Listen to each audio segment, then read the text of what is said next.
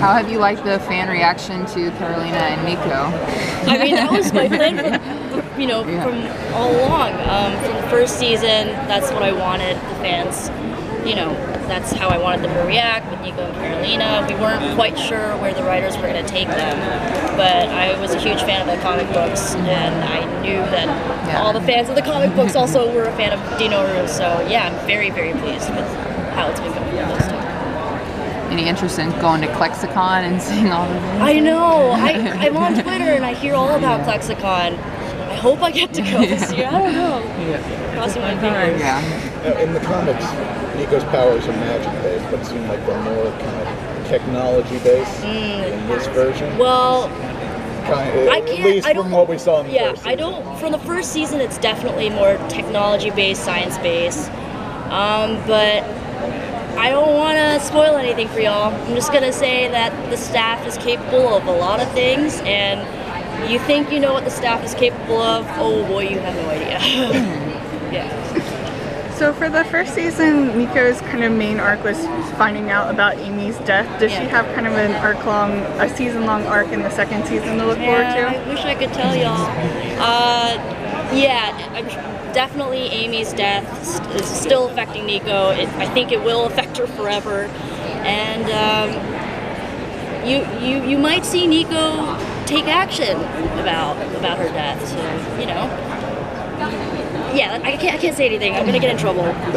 But yeah, she has not forgotten about Amy's death. She loves Amy. One of my favorite things about Nico in the comics is that over time she develops a lot of leadership capabilities. As far as season 1, what characteristics do you think Nico has that would make her a good leader? I think as much as Nico hates to admit it, she's super empathetic as a person.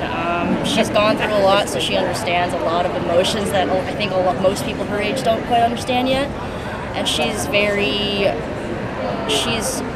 focused and driven, and I think she's good at kind of listening to everyone and seeing what's the best option, or course to take.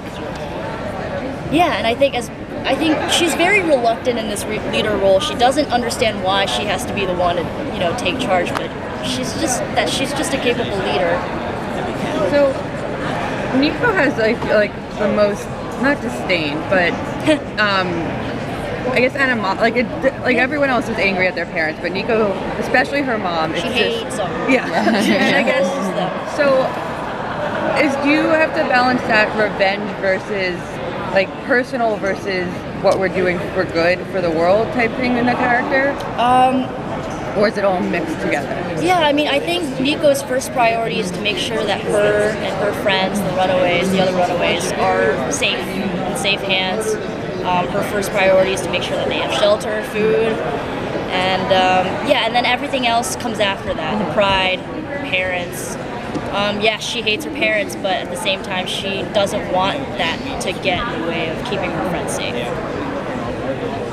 And on that, I guess we always see her and her mom more, and her and her dad. We don't actually get to see what the fallout was, because that was always like a daddy's girl type thing.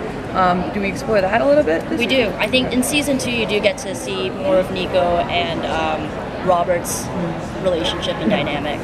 I can't go into too much detail about that, but yeah, you'll have some nice Robert and Nico moments in season 2.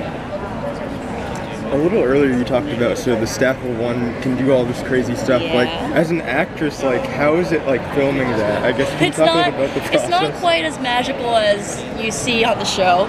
It's a lot of imagining. There's different.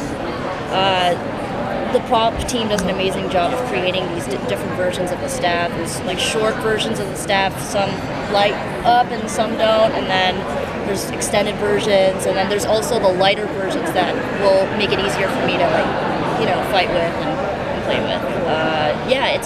It's interesting. It's kind of like a lot of you say your spell, you pause, and then there's someone from props switching out the short staff with a long one, and then you pretend that you just did the spell. It's kind of a lot of that. Will we see more of Nico and Alex's friendship in season 2 after maybe getting over some of the awkwardness there at the end of season 1? I think, Nico and Alex are pretty much forced to work together as a team to be both leaders of the group. So they have to share some tasks with each other. They got to work together. So yeah, you do see them sort of. I don't want to say it. I can't. I keep trying to tell everybody the whole season, and I shouldn't. Yeah. Go ahead. We'll cut this. But yeah, Nico and Alex, there's still love in their hearts for each other. You guys, I'm so sorry I got to pull her.